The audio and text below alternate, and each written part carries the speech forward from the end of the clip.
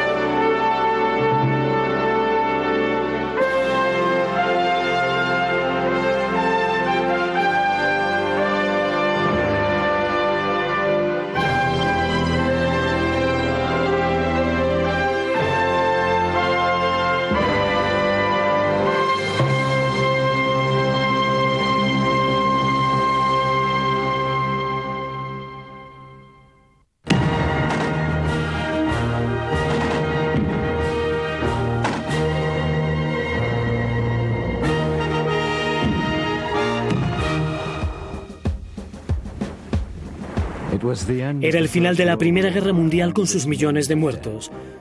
Esta primera guerra industrial permitió a la economía y a la ciencia dar un enorme salto hacia adelante, una paradoja de la humanidad. Una nueva era estaba comenzando.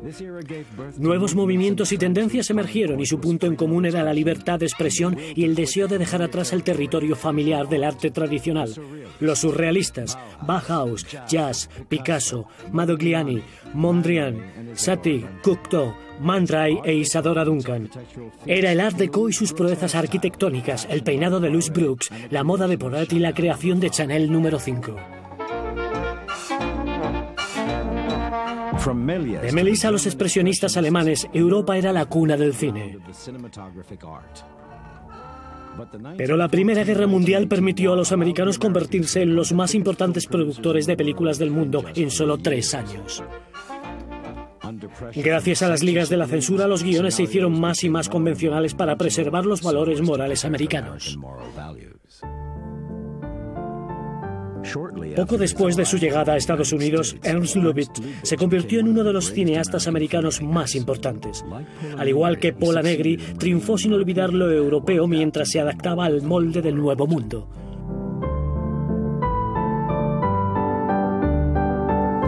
Se han dicho muchas cosas sobre la genialidad de Lubitsch y su manera destacada de narrar los detalles y los matices en movimiento. Esto incluso se llegaría a llamar el toque Lubitsch. Por ejemplo, si coges El abanico de Lady Windermere, la adaptación de la historia de Oscar Wilde, el título inicial ya marca el tono. ¿Cómo colocar a los invitados de uno en la mesa para cenar? El espectador entiende inmediatamente la importancia de las reglas que debe cumplir la heroína.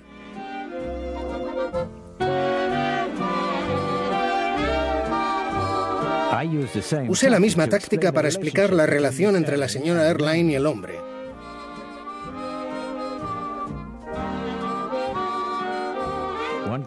Uno puede decir la manera en que un hombre trata a una mujer observando cómo aprieta el timbre de una puerta. Esta vez el espectador entiende la situación a través de la manera en que el hombre llama a la puerta.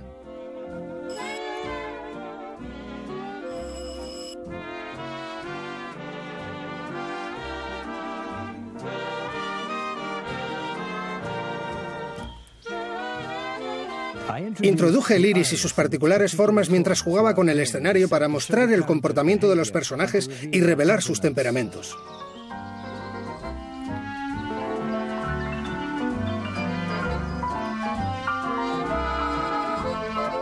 Fui el primero en hacer lo que ahora puede llamarse comedia de situación.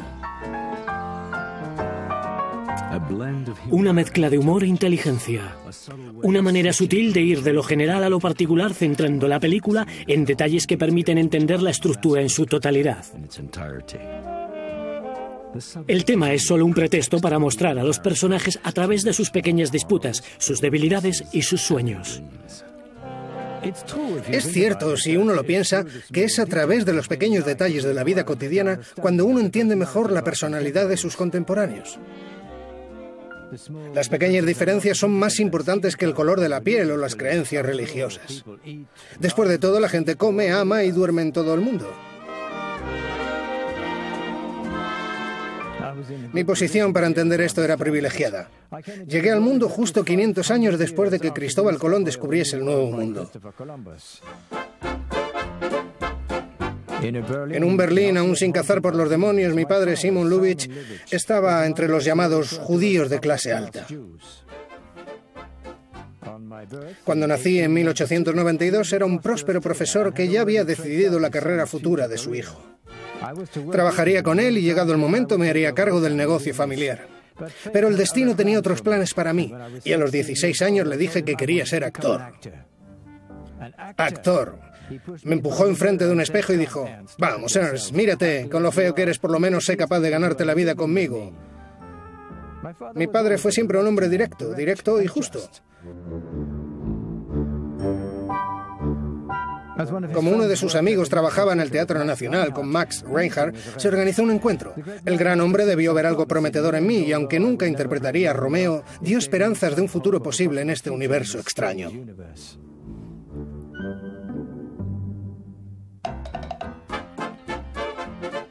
Aprendí mucho de Reinhardt, sobre todo el llamado Kammerspiel, el uso de un escenario íntimo y limitado para mostrar una situación dramática. Le dejé en 1911. En ese mismo momento, un empresario del espectáculo, Paul Davidson, trajo 100 Nickelodeons a Berlín, esas graciosas maquinitas que te permitían ver imágenes animadas. Igual que muchas otras personas, tuve la sensación de que esa forma nueva de entretenimiento iba a revolucionar el mundo. Conocí a Davidson y trabajé para él como actor en cortos que mostraba a través de su circuito. Los meses pasaron y probé casi todo: guionista, iluminación, dirección.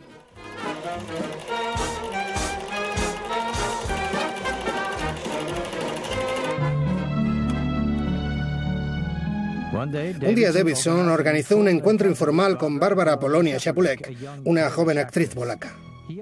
Me ofreció la oportunidad de dirigir la película, pero cuando descubrí el temperamento de la joven mujer, decliné la oferta.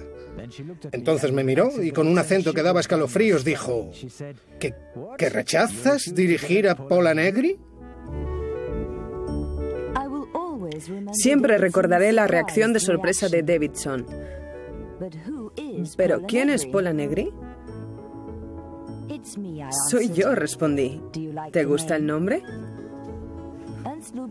Ernst Lubitsch hizo algo totalmente extraordinario que dice mucho sobre lo inteligente que era. Decidió inmediatamente dirigir esa película. Conozco a pocos hombres capaces de reconsiderar tan rápido y cambiar su decisión. De hecho, fue gracias a mí que Lubitsch empezó como director. Me devolvió el favor unos cuantos años después, ofreciéndome formar parte de una película que estaba haciendo en Estados Unidos. Por mi parte, yo tampoco era una principiante. Las hadas se olvidaron de venir a visitarme el día que nací en 1894, en Janova, Polonia. Mi padre pronto iba a ser enviado a un campamento para prisioneros en Siberia por sus actividades políticas. Pasé mi infancia en Moscú antes de ser aceptada en la Escuela Imperial de Ballet de San Petersburgo. Allí aprendí baile y disciplina. Pero pillé la tuberculosis y tuve que abandonar mi carrera como bailarina. Me sorprendió la rapidez con la que me curé. De hecho, pienso que todos tenemos recursos dentro de nosotros que aparecen cuando la necesidad los reclama. A veces tienes que mirar al pasado para entender mejor el presente. Entonces me inscribí en la Academia Imperial de Arte Dramático en Varsovia para convertirme en actriz. Seguramente me poseyó lo que los alemanes llaman el espíritu de los tiempos. Representaba un tipo de mujer que al público le gustaba. Actué en 6 películas en Polonia antes de toparme con ese hombre gracioso con cuerpo de gnomo, que detrás de su mirada maliciosa puede sentir una gran sensibilidad. Malicia era lo que necesitaba para prosperar en este negocio. Mis raíces judías claramente me permitieron entender mejor los tiempos agitados. El viejo continente recibía una explosión creativa y los artistas y movimientos cuestionando el arte tradicional surgían por todas partes. Además, empobrecida por la guerra, la gente se tiraba a los cines para olvidar la dureza de sus vidas cotidianas y los políticos buscaban fomentar esa industria cinematográfica que daba dinero a las arcas del Estado. Louis Feuillade en Francia, Griffith en Estados Unidos, Victor Sistrom en Suecia, Giovanni Pastrone en Italia y yo en Alemania, estos fueron los nombres más importantes del cine en aquellos años. En 1921, el estreno de La mujer del faraón me iba a abrir las puertas del nuevo continente. UFA me había enviado a Nueva York para el estreno de la película. Los críticos no me creyeron cuando les dije que habíamos usado más de 100.000 extras y que el rodaje solo había costado $75.000. La reacción pública fue inmediata. Me hice famoso de la noche a la mañana. Había aprendido mi primera lección. El público del cine americano tiene la mente de un niño de 12 años. Quieren ver la vida como se imaginan que tiene que ser, no como es en realidad. Jesse Lasky, el gran jefe de la Paramount, me invitó a Hollywood para conocer a Mary Pickford. Ya conocía a la famosa pareja Fairbanks y Pickford, y la idea de dirigir a la gran actriz me abrió horizontes que hubiesen hecho muy feliz a mi padre. Rosita lanzó mi carrera en Estados Unidos. Como los dos éramos testarudos, Mary y yo decidimos de común acuerdo no trabajar juntos nunca más, y fue entonces cuando me enteré de que Pola Negri se daba la gran vida en Tinseltown desde su llegada, haciendo un montón de películas e incluso casándose con un conde. Fuera de su reino, Eugene Damsky era un conde, pero entre los condes era un rey. De hecho, tras Los ojos de la momia y Carmen, Ernst me había dirigido en Madame du Barry. A estos americanos les gustó tanto esta película que tropezaron unos con otros intentando hacerme un contrato. Estaban entusiasmados con las películas históricas, quizás para compensar el corto tiempo de existencia de su país. Y entonces, como a menudo solía decir él, aunque tu enemigo sea más fuerte que tú, no tengas miedo a luchar.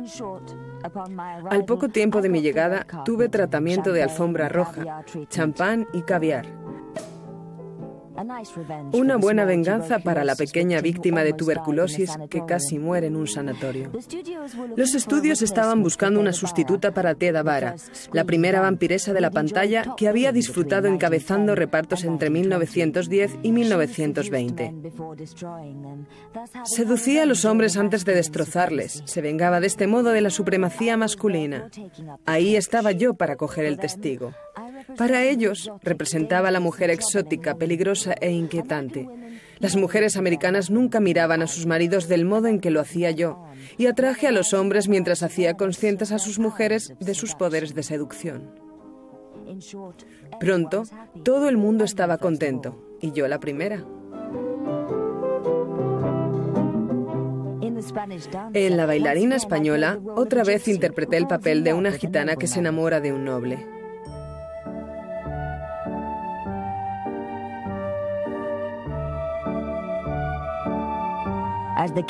Como rey de España, Wallace Berry impuso su presencia en los estudios.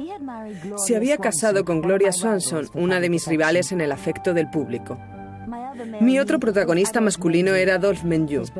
Su interpretación de un consejero maquiavélico me hizo estremecer. ¿Los franceses son tan inquietantes? Pero no había visto la trampa que había preparada para mí. Estaba siguiendo el juego a los publicistas y posando con trajes extravagantes. Había todo tipo de rumores sobre mí que no tardaba en confirmar.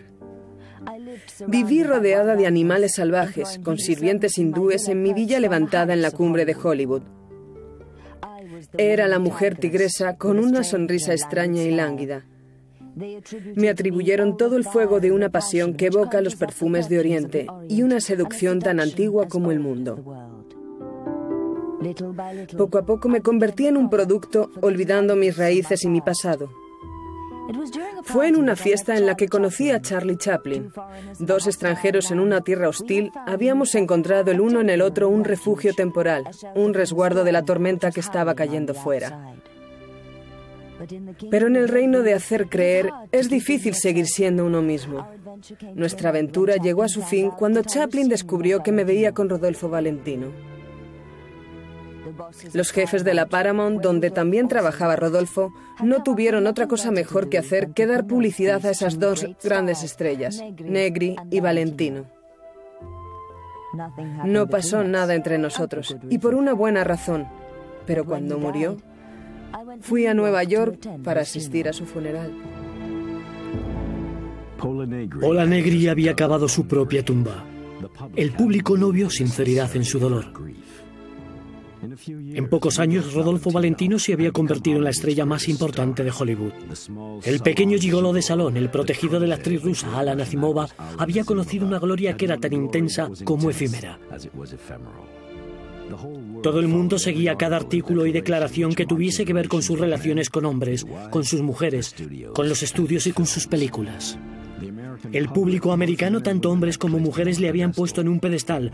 Cuando se anunció su muerte, decenas de miles de neoyorquinos visitaron sus restos mientras las estrellas más importantes vinieron a darle su último adiós.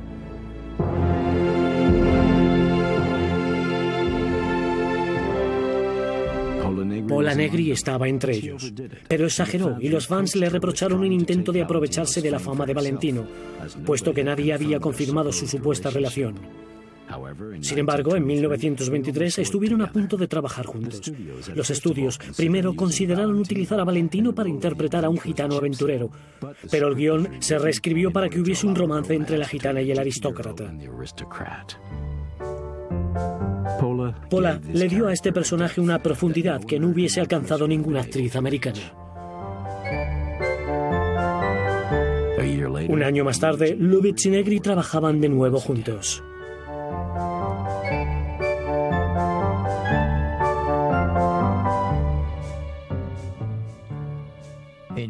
De hecho, cuando Las Mil y una noches estaba en preproducción, yo ya me había quedado con el papel de jorobado para mí, un papel que ya había interpretado en el teatro bajo la dirección de Max Reinhardt. Me gustaba este pequeño personaje porque podía hacer lo que quería sin temor a la ira de los poderosos. Alguien pequeño como yo con los grandes nombres de Hollywood. ¿Han notado alguna vez el desconcierto del fuerte y rico ante una criatura que solo les inspira vergüenza y pena? Recordé la observación de mi padre sobre mi aspecto para ser así capaz de llevar a cabo mi venganza. De hecho, la idea de usar a un jorobado vino de Erich von Stroheim y sus Mujeres insensatas, en la que, fuera de toda superstición, un actor toca la joroba de un jorobado. Esta película cuenta la historia de un jeque que se enamora de una gitana mientras la favorita de su harén seduce a un hombre joven.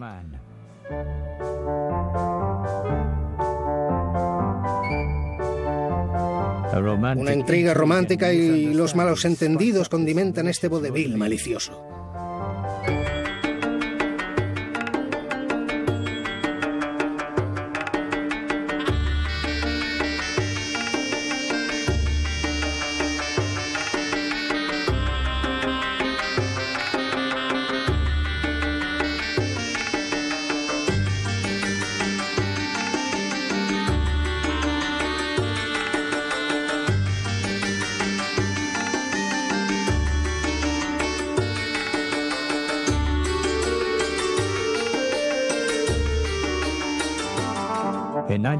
En 1927 fui infiel a los estudios Paramount.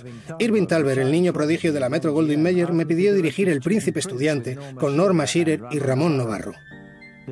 La película me permitió redescubrir una pequeña nostalgia por una Europa que había sido olvidada durante mucho tiempo. En 1935, Ernst Lubitsch encabezó las producciones de la Paramount. Trabajó en Deseo, dirigida por Frank Borfage y protagonizada por Marlene Dietrich y Gary Cooper. Iba a contratar a Dietrich de nuevo en Ángel en 1937 al lado de Melvyn Douglas. Intentó comprar los derechos de la golfa que Jean Renoir había hecho en Francia, pero Fritz Lang se le adelantó y adaptó la película para la pantalla como La Rue Rouge. Al año siguiente, Lubitsch produjo La octava mujer de barba azul con Claudette Colbert y Gary Cooper. Esta iba a ser su última película para la Paramount. Se unió a la Metro-Goldwyn-Mayer e hizo la única comedia de Greta Garbo, Ninotchka. Había conocido a Greta gracias a una amiga común, Mercedes da Costa, en 1932, y había jurado trabajar con la gran actriz sueca. Eso sería en 1939.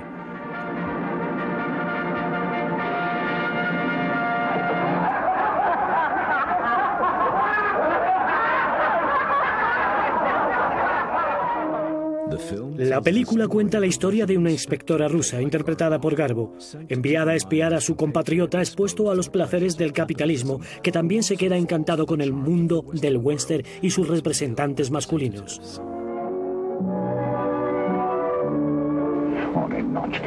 Surely you feel some slight symptom of the divine passion. A general warmth in the palms of your hands. A strange heaviness in your limbs.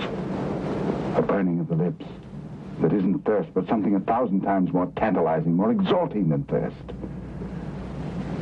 You're very talkative. Garbo diría que Lubitsch fue el único director en Hollywood que la había dirigido como a una actriz. Mientras Ninotchka triunfaba, yo había sido vetada de Hollywood.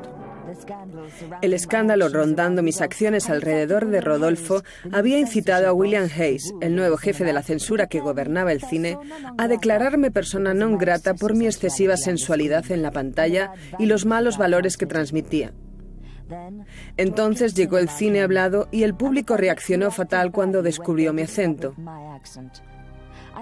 Decidí volver a Europa, donde hice una docena de películas, pero cuando Adolf Hitler pidió que yo, una polaca de origen judío, me sentase a su lado para ver mis películas, me fui de nuevo a Los Ángeles antes de adquirir definitivamente la ciudadanía americana en 1951.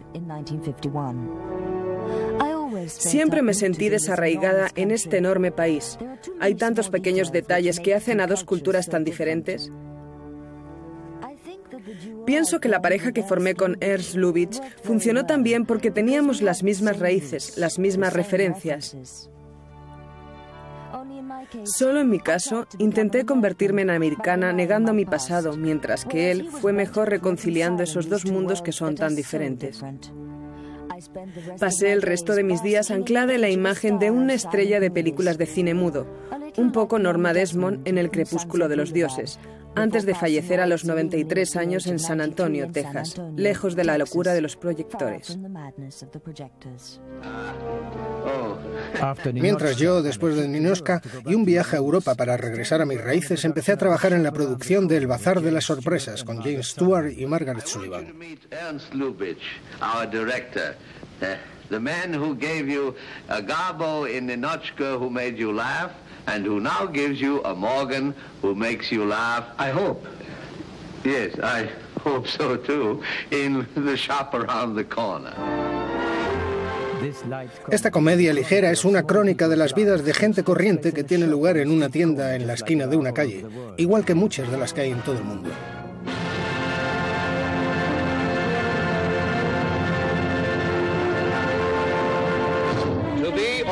To be is truly an outstanding motion picture.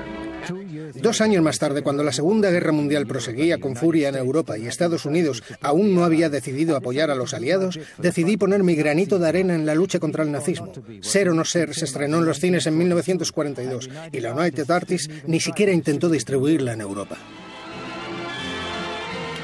Siempre consideré que uno puede reírse de todo, quizá no con todo el mundo, pero entonces un solo acontecimiento me hizo dudar del poder del humor. En septiembre de 1939 los alemanes hundieron un barco en la costa canadiense.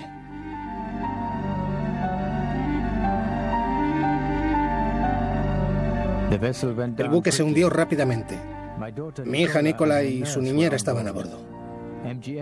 La Metro-Goldwyn-Mayer usó todas sus influencias y 8 horas después me enteré de que las dos habían escapado del desastre. Nada hubiese podido hacerme reír ese día.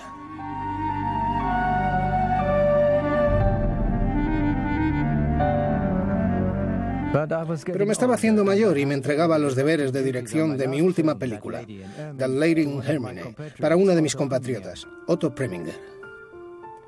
Me habían concedido un Oscar, una recompensa de mis iguales en homenaje a una larga y prolífica carrera. Y entonces, aquella preciosa mañana de noviembre de 1947, me olvidé despertar para disfrutar de este mundo, prefiriendo ver si el otro era mejor, como la gente decía.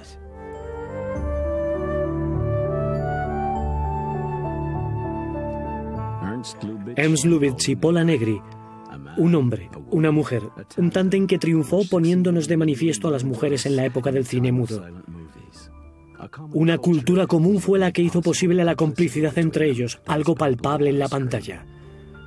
Pero en la búsqueda de convertirse en alguien más, Pola Negri perdió parte de su alma y las películas americanas ya no reflejan más la comunión de sus comienzos. Como Stiller con Garbo o con Stenberg en Dietrich, en Negri, Lubitsch encontró a la musa de sus orígenes.